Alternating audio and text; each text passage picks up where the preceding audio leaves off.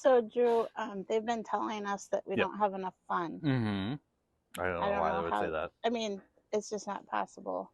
Nope. I always have fun. I found a new candy that's egg shaped this time of year. Mm-hmm. I thought of you. New? I should take that. I don't know if it's new. Okay. You probably had it. I probably So have. it's a jelly bean from Mm. Nerds. Mm-hmm. But listen, Nerds. Yes, Nerds, right? Okay. Yes, I'm Nerds. not a jelly bean person. Not gummies though, right? Mm-hmm. Right. So they ruined Nerds. They put Nerds on the outside. Oh, the like nerds rope things and the nerds like little cluster. So they put Nerds on the Yeah. outside of jelly beans. I'm not a fan. And I was like, nope. Mm-mm. But Nerds, yes. Nerds, yes. Okay. I'm not a jelly bean person to begin with. Mm-hmm. And then, yeah. Then there's the other weird thing they did with nerds, which I don't appreciate whatsoever. But Easter is my favorite, not my favorite candy time of year, but Cadbury cream eggs, I don't know why. I would hate them if they were around year round. Yeah. I love them. Because you just I have. shouldn't love them, but I do. Yeah. Yeah. That's kind of a going out of bounds for you on candy. Yeah, I That's know. pretty nice. Yeah. It's just that one time of year. Mm-hmm. I love those. Yeah, I don't know why. That's And I just. always overdose on them. I go way too far. I do end up hating them by the time of by a week after Yeah. Easter. Yeah. But yeah, I always get excited when they start coming out. There was a time when you actually couldn't get them. There was something going on with Cadbury, and you couldn't actually get any of the Cadbury cream eggs. Anywhere? I That's couldn't not. find them. I want to say it was 2 or 3 years ago, kind of right at the beginning of the Oh, pandemic, right. that you weren't getting any Cadbury cream eggs, and that was a problem. That is a problem. It's been solved. We're fine. It's all solved. I saw some out on the shelves, but they disappear and Very go fast. into like a mysterious warehouse or something until next year. Yeah. Like at noon on Easter Sunday, right? I mean, you don't I would see assume it so. after that. The thing I did see at a store that I thought was also wrong was, I don't remember the Pop brand, and we'll say Pop because we're in Michigan, or the Yes. soda brand. Pop's fine. But it was Peeps flavored. Oh, see? Somebody knows it over here. You know what? I have a friend who's Oh. a part of Pepsi and Frito and all that stuff, so I got to be pro. Pro Pepsi, Pro that, yes. sure, but Never I don't mind. drink a lot That's of good. Pop. But Peeps? Come I know. on. Yeah. There's been a lot of like weird travesties lately with Pop. Coke's been going off the deep end, and Pepsi's doing the same thing with all sorts of weird flavors. So that's all right. So thank goodness for Aurora Cellars wine. Mm-hmm. Welcome to Virtual Happy Hour with Drew. Mm-hmm. Thanks for being here. Where we talk a lot of nonsense. And Don, Wine Club. He's the winemaker. Mm-hmm. Happy to see you. Happy to be sharing some new releases and chatting about it. So we have 3 new ones in the tasting room just recently. Like today is the first time I've seen them in the tasting room. We have a Pinot Noir Rosé, a medium sweet Gewürztraminer, which I forgot to look up what we're looking at for residual sugar on that. 3-ish. It's just shy of 3. Just shy of 3% residual sugar, and then the all popular Sauvignon Blanc, like sought after 2022 Sauvignon Blanc is released to Wine Club members, and that's so that we have enough of it to provide for our members. It's nice to be at that point. Yeah, so Sauvignon Blanc's one of those ones where we know it'll do well, but it's just finding the places where it'll grow, and we know we need to have more of it. Yeah, but, it sells out fast, yeah. And so we're kind of hanging on to it for Wine Club right now. Yeah. But you know, that might change, it might not change. Well, Wine Club's growing. There won't be a quick payoff, but we have a few new sites which are going to take a long time to prep and develop, which are both excellent potential Sauvignon Blanc sites. Oh, nice. So they'll also be, we'll put some reds on those sites as well. But Mm-hmm. basically, if anything is a good sort of tender, sensitive red site, that's going to be a good Sauvignon Blanc site. So, um, I think people are often when they're growing grapes and they're planting, they're afraid to put a white grape in a red site. But there are some that Okay. just really justify it. Okay. Because a lot of times it's just sort of you're looking, you only have so much land. Mm-hmm. You got to really strategically plant a lot of things, and you Okay. got to look at value. But in all reality, it's Sauvignon Blanc can be very tender. It's hard to get through the winter, Mm. but it's such a fun variety, and for us, it does develop some really weird, crazy aromatics, both good and bad, in our in our environment. So Yeah. it's in our climate. It's good to be able to plant more of it. So hopefully we'll keep growing more and more. Mm-hmm. I think we have around 500 plus cases this year. So That should hopefully more in the future, though. help us out. Yeah. Do you find is I know you like a challenge. Mm-hmm. So is Sauvignon Blanc one of the more Mm-hmm. challenging wines to Yes. process and complete to bottle? Yeah. There. I think it was Taylor who was asking me about Taylor Simpson. Um, Asking about some of my like favorite wines to produce, and she was asking me, she's like, "Oh, so Blau Frankish must be your favorite, or is it Cab Franc?" And then I told her, it, "Those aren't my favorite because those are the ones that do well frequently. I like it when we can take something that's a little more difficult to really drive in the direction you want." And so things like Pinot Noir, things like Sauvignon Blanc, if you can achieve what you set out to achieve in the first place, then those are the big victories. Yeah. So just making a wine that the fruit was good to begin with and it's easy to make, those are the things that you're just supposed to do. But the challenges, those are the ones that are fun for us. Yeah. So yeah, I don't like easy. No, and I've heard you talk about that Mm-hmm. before, and it makes more sense as I know more Mm-hmm. about the whole process because you start, like, you're just talking about some sites Mm-hmm. that don't even have plantings on them yet Yeah. that you're looking at and all the things that go into that. And Mm-hmm. then the vines get planted and grow. Then you harvest and bring it into the cellar. And like the whole process Mm-hmm. um, is from the beginning is the soil and the site. So Yep. I just find that interesting, but also knowing you, that makes sense. Yeah, I'm neurotic. It's both good and bad. I just I Yeah. can see it, that be Yep. challenging, and it's fun to live here. I mean, you can't live here and be like want an easy life. No. No. I mean, just the way this peninsula, the way it's shaped. There's no just I'm uniform trying to keep ground. my hand down. Yeah. There's no uniform ground out here. And Oh, so okay. you need Mhm. to identify what's going to work and what isn't. And don't Mhm. just assume because you have 40 acres that there's 40 plantable acres. Right. You need to plant where it makes sense and Mhm. don't push it. Yeah. Um, just because you have ground doesn't mean you should plant it. That's how we end up with a lot of varieties we don't want to deal with.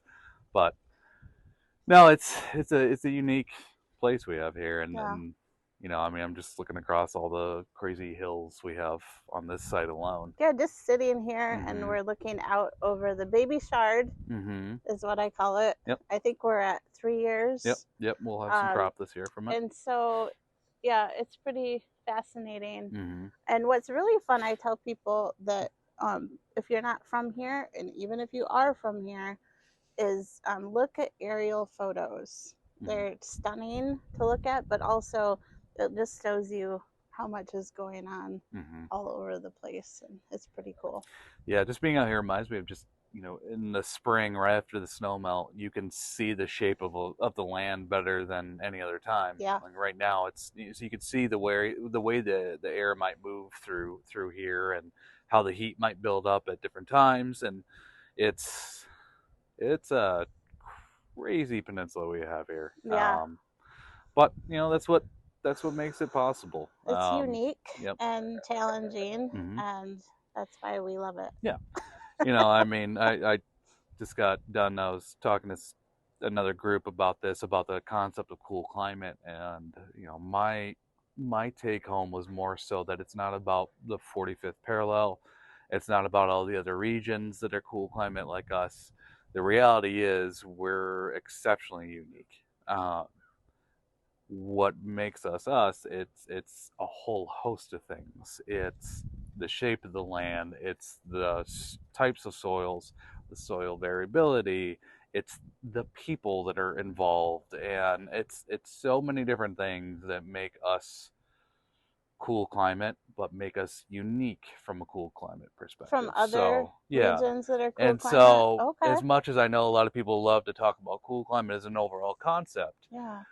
the only difficulty I find with that is just that we're very different from all those other regions. Mm-hmm. So we're cool climate from a talking perspective, Okay. but we're so unique that it's something where it's almost like we almost need just a term for ourselves because we're not like we are nothing like the Finger Lakes. We are nothing like a lot of these different regions, which are Yeah. also cool climate. Right.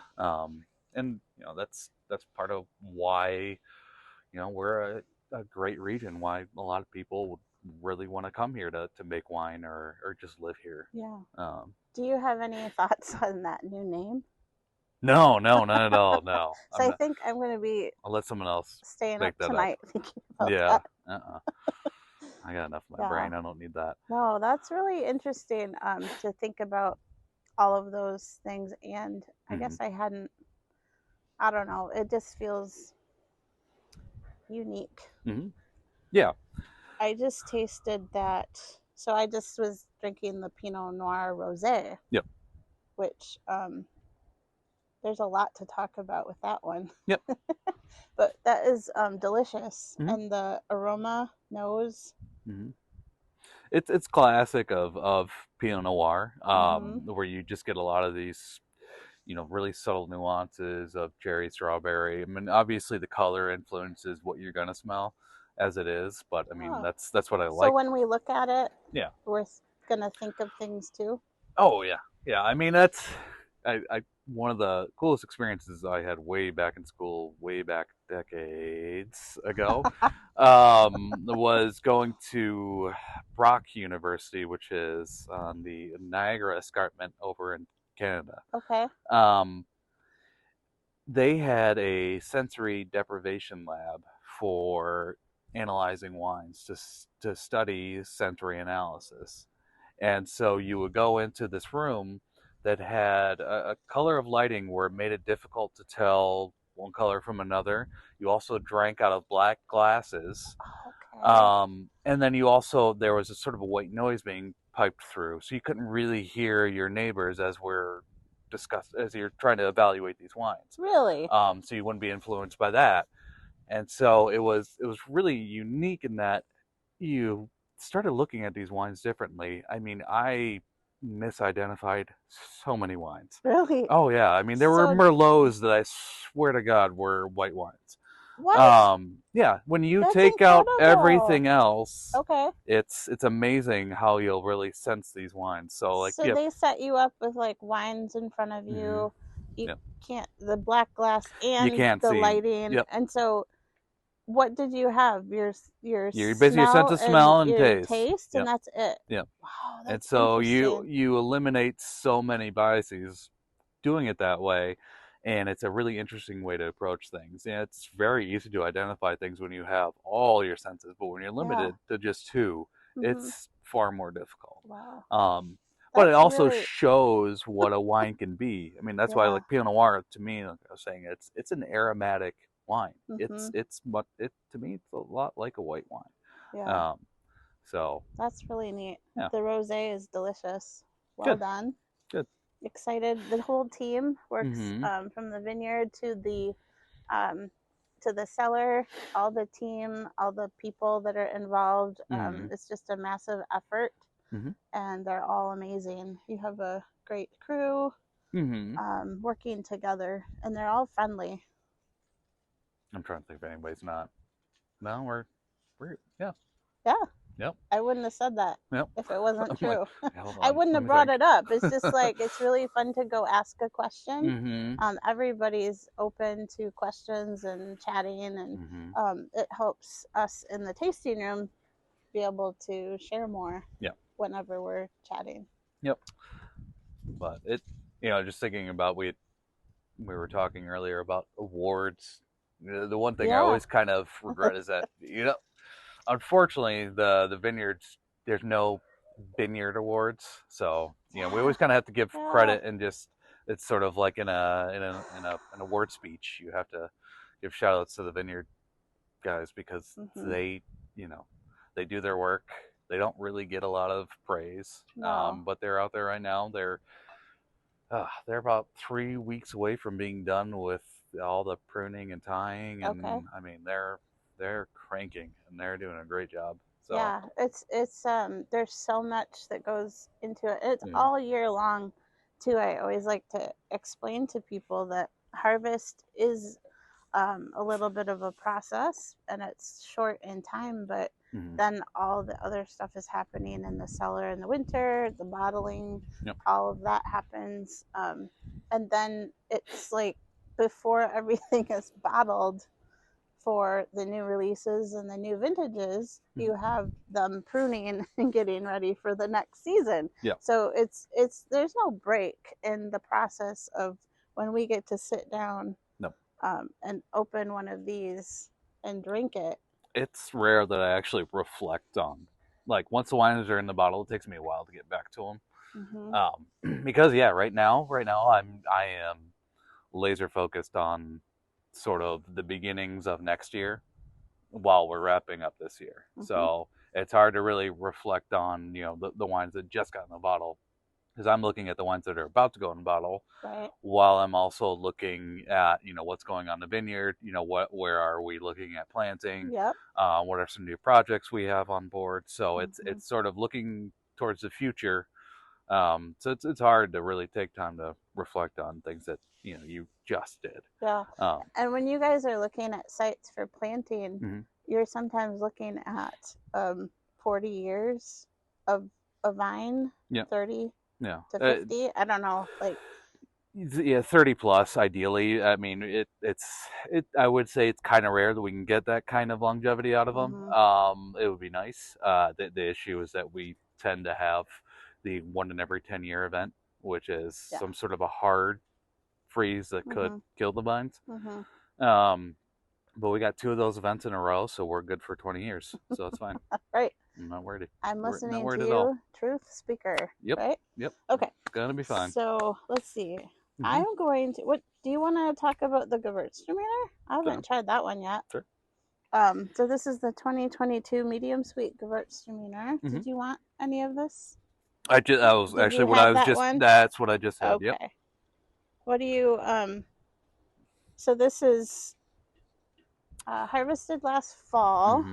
Do you I know you haven't had time to you've just bottled this. Yep. Yeah, all of those we actually, I think we bottled in the same week. I'm like, is this in the last month? This has all happened. Yeah. One nice thing is that everything, nothing sits around here. No, and it'll be cool to see how things change and evolve and open up. There is the whole concept of quote unquote bottle shock. But really it's just that sort of, it goes into a bottle. It does take it a little bit of time to kind of come back together and resemble, at least from my perspective, what I remember. So usually I'm looking to really evaluate a wine maybe 3 months down the road. To see, like, okay, did we hit our mark? Right now it's going to be going through a lot of kind of growing pains, even in the bottle. But for the most part, though, it's exciting to get those things in, get them safe. That's usually my first feeling when we get a wine into the bottle is it's safe. I don't have to worry anymore. But yeah, and that's real. I laughed, but it's real. It's not funny. It's a relief Yeah, yeah. You've had all these plans It's a and big everything deal. you're trying to do, and you're working from this point Mhm. on to Yeah. get that thing in the bottle. Right. And so it's like you get in the bottle, you're like you breathe a little sigh of relief Yeah. that okay, we did it. But yeah, Gewurz.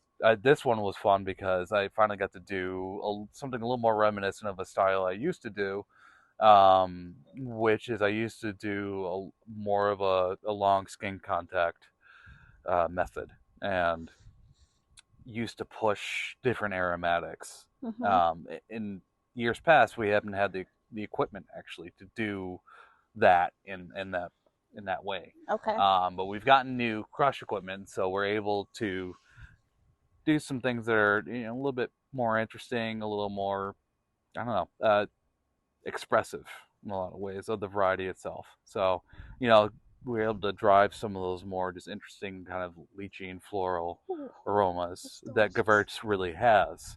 Mhm. Um, without that extended skin contact, you miss out on some of that. That is really good. I don't know. I mean, I think people need to not worry about the residual sugar and No. give this a try. It's Yep. there's so much to it. It's mellow. Mm-hmm. It's not as acidic as like a Riesling and stuff, Yep. but it has so many good flavors, and it's not coming across like you don't have to worry about that term. No, Is what no. I try to tell Yep. people. Like taste it.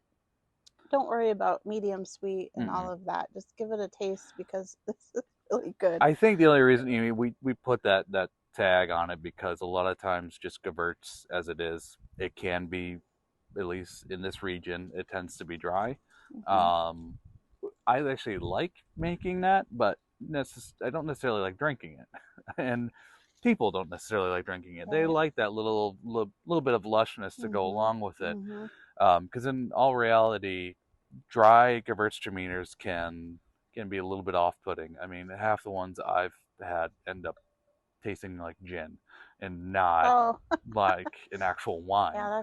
So That's not good. it's a unique wine, Mm-hmm. unique aromatics and flavors. So it's fun to give it a little bit of sweetness just to kind of flesh out the profile. Yeah. So, I mean, it comes out strong. I know that one of the things I love to talk about are mm-hmm. food pairings, Yep. and I know that that's not something you don't get to experience that because What you're goes with corn picky. dogs? Yeah. No, but one of the first time I had a Gewürztraminer Yep. was at this fantastic restaurant that doesn't it's not there anymore called Windows. Mm-hmm. It was on West Bay, between Traverse City and Sutton's Bay. Fantastic restaurant. I had a Gewürztraminer with pecan encrusted walleye, Nice. and it was like if you can get walleye, it's kind of a sweeter fleshed fish, Yep. and then pecans kind of roasted, and Mm-hmm. this is such a great one. I know they Nice. talk about other um, Asian Mm-hmm. dishes and different things, but around here Yep. you can find walleye and stuff. Or if you're at a restaurant and you see any of our wines, it's kind of fun to Mm-hmm. have things to order with it. So I just Yeah. had to say that because we do a lot of fishing. And I'm like, this will be fun to have this back when we have our walleye. I mean, when we're making white wines, that's one of the things you have to think about is what does it go with, what does it work well with, and generally speaking, we got to think fish. I mean, that's Yeah, Pinot Blanc does great with fish. yeah, There's a lot of wines that we can make that mm-hmm, do well with those types of yeah. dishes. Well, So, it's I just we are pretty we have talked at Aurora a lot about drink what you like mm-hmm. and don't be afraid to pair things like drink wine and eat the food that you want. Mm-hmm. And there are some basics that are helpful, but Yep, anyway, I like Gewürztraminer with that walleye. nice, It's yeah, always fun. cool. What did you pour? Just a little bit of Sauv Blanc. Yeah, so I heard that you did a vertical tasting of the 21 and the 22. Did you get a chance to do that or no? A public one? No, No, did no, one no, no, myself. no, no, Yes, no, no, just yeah, you. yeah, yeah. Is that something that you don't do that very often? So was that interesting? I don't tell people I do it very often. I do it. Never mind. Cut. Edit that out. No, no. It's that I try to actually reference our past quite a bit, more so just to kind of learn and Yeah. evaluate Right. some So things it's for about it. your Yeah. sake, for future. It's not for our Hmm. sake, No. our future wine we get to drink. But so that's No, no cool. matter how I feel about a wine and how it's developed, no Yeah. matter, even if I'm like, oh, this is great as it is, Yeah. Yeah. you always need perspective, Yep. to some degree, and I Mhm. always just need to see what sort of last second tweaks can I do Mhm. in order to make sure I feel good about it going into the Yeah. bottle. So, I just think the vertical yeah. tasting is something that it's kind of fun to try at home Hmm. too. I know you don't want to open a bunch of bottles sometimes, but if you had like two vintages of a wine, or it is kind of fun to Hmm. just taste that way and see same varietal different times. I don't Hmm. know. I just thought that was interesting, and I know you do it to learn and Hmm. take notes on everything. I think it's fascinating how many things you can say from your like just talking and conversation about Hmm. different years Yeah. and wines and seasons. Like, It's is spite it just in mostly. you? Like, It's are you I like feel like looking at every vintage things? has wronged me to some extent, so I remember something about every vintage. You're Um, gonna hold a grudge against it. yes, I yes, love that. yep. Um, and that's what it is. There's always something about Yeah, every vintage, no yeah. matter what it is. What was the nemesis point of 22? 22. Oof. Because I've heard lots of positives. Yeah, in all So honesty, 20. that Yeah, 22's been kind of good to you, right? relatively speaking, yeah. Unfortunately, I don't have a lot of gripes about 22. This Um, is recorded. that's fine. I love it. Yeah, I wish I did, but in all reality, so there were some issues about it. The biggest thing Yeah, with 22 is there was a few different things that happened during the season. The biggest thing, that and was out in the vineyard, right? yeah, it was more vineyard I wise, just like caught a glimpse. harvest easy, relatively speaking. It's actually probably the easiest harvest I've been a part of. And that's just from having, good cohesion with the crew, both in the cellar and outside in the vineyard, Mhm. getting used to our equipment. So everything went really smooth. Mhm. But in the vineyard, it was our vineyard manager, Nick's first year of just full on managing. He still had, luckily, his crew chief, Jason, on alongside him. But it was kind of a crazy start to the season. Yeah. We had a bud break that was in which we're going to be approaching that in about a month here. Um, so when the buds actually kind of push and swell and start to open up, bud break last year, we were on track in terms of all of our pruning and tying to be just fine. But all of a sudden, we hit a streak of like 10 days that were in the 80s and 90s, Yeah. which is And that was weird. in June. It was in May. Oh, It was early May. that was May and June had Yeah. it too. And what Yes, happened yes, was May. we had normally we would all the buds would push and open by variety and by vineyard. So you'd start seeing your most southern vineyards and earlier developing varieties start to open first. And you could catch up by doing those ones first and kind of hit them systematically. Yeah. Problem was everything just went at once Oh no. because everything was Oh so no. that was Like crazy. even ones that are up north a little Yeah. farther and ones that are south farther, I was seeing even all like over. cherries, like sweets and tarts were blooming at Yes, the same time, yes, yes, which that's was right. bizarre. Um, Yeah, that was rough on farming. hmm So there was that. And then after that, we had a major drought period. Yeah. It was really, really dry. It's not often I actually say drought here. The last I can remember that was like that was 2007, where Okay. we had a really long, that Mhm. hot and dry Mhm. for that extended period of time, which was tough on some of our younger vineyards. Mhm. Um, After that, it was pretty mellow, surprisingly, and then it got to be fairly nice as we rolled into the fall. Yeah. So So you Really, it had was, enough warm days, yeah, cool we nights. were good. Nothing was Yeah, too drastic. we weren't, we didn't have like an extremely like hot and dynamic end, but it was good. And it was Mm-hmm. a good, clean finish. Mm-hmm. Everything got to kind of get to the spot where we wanted it. Yeah. Um, I want to say July was fairly lackluster. It was probably the only Yeah. other kind of gripe against against the season. Well, I remember, so May, June was really hot, and I Mm-hmm. don't love that No. much hot. Mm-hmm. Not, I like 70s are fine. Yeah. And so I was thinking if this continues, Mm-hmm. I wasn't going to make it. But Mm-hmm. then July just Nah. stopped. Mm-hmm. It wasn't hot at all. Mm-mm. It wasn't cold, Nope. but it wasn't hot. It was Yep. nothing. Yep. Okay, so then in November, I remember you guys were wrapping up harvest Mm-hmm. at the beginning of November, and Yep. then Finally, not in the didn't snow for and once. then didn't we get like a big bunch of snow after After. it all came in, right? Mm-hmm. Which was lovely because sometimes there's these like 75-degree sunny days of Mm-hmm. harvest pictures, and then these blustery Mm-hmm. snow flurries days where you're out there harvesting crush pads. I would say at least 75% of the time we're finishing harvest slipping Yeah, down the crush pad in the yeah, snow. yeah. Because it's usually that first week of November and it's just things are not going well. Mm-hmm. Luckily this year it was mild and it was completely dry, so it was a good finish. That's nice. Yeah, it's But nice change of yeah, pace. that we got hit a little later, and then Yep. it melted by Thanksgiving, Mm-hmm. I think. Yep. Nice. Well, that's good. That Mm-hmm. wasn't awful, but there was a couple things to Yeah. hold a grudge against. Yep. For Good. sure. All right. Yeah, more on the vineyard side and especially early on. So we'll just talk a little bit about that. I interrupted Mm-hmm. ourselves about the Sauv Blanc So about. specifically. Mm-hmm. The 22. Mm-hmm. Are you?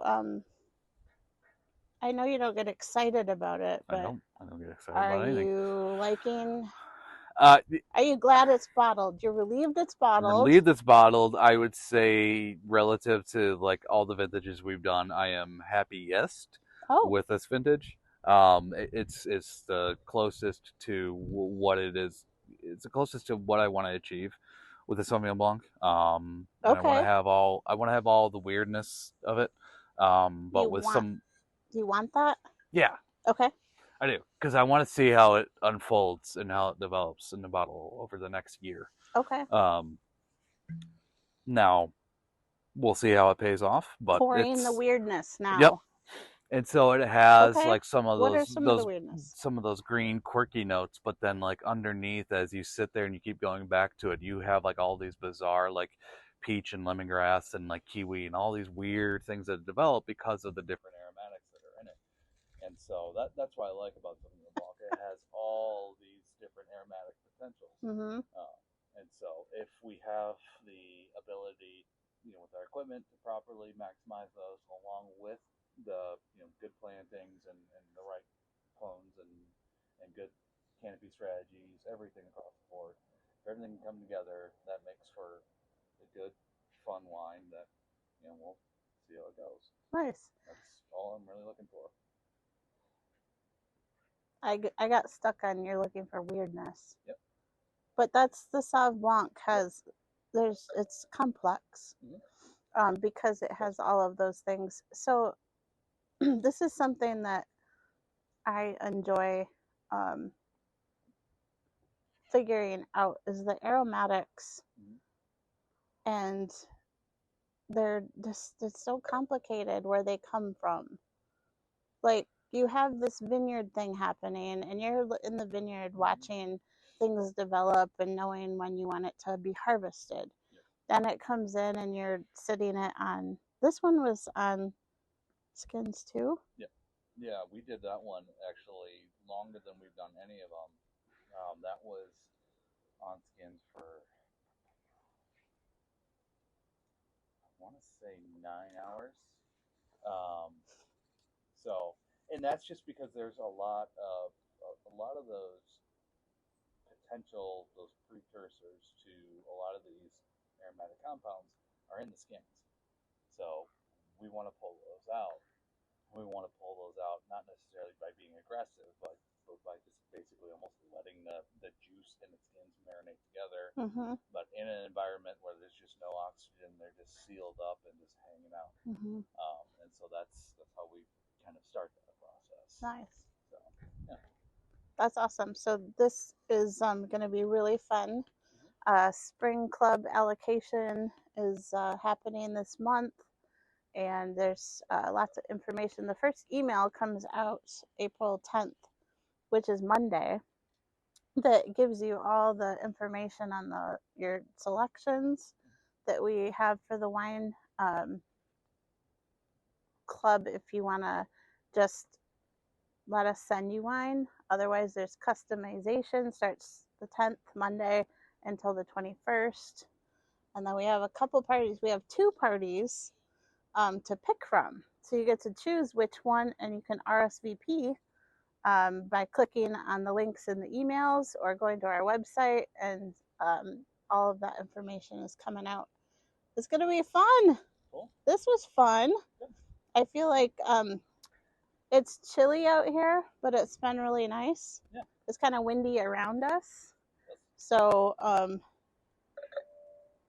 good. Do you have anything else you wanted to share? No, I'm good. I mean, I could talk for another hour, yeah. But I know that we have help and everything's been good, and we should wrap up. Yep. So we will be back next month. I'm going to be talking to the events director. I will get back to you on it's all of our titles are different. So Christy Brown, she's handles events, and we're going to be chatting. We have a special guest that's going to be with us, and we're hoping we'll be someplace on the estate property to talk together and tell you about that. So Drew, happy spring. Yep. Thank you so much for all of this information. We learn and learn and learn, and there's more to learn. So you guys have a great weekend, and you can always find us on YouTube channel, that if you want to re-watch anything or watch other months that you might have missed, we'll see you there.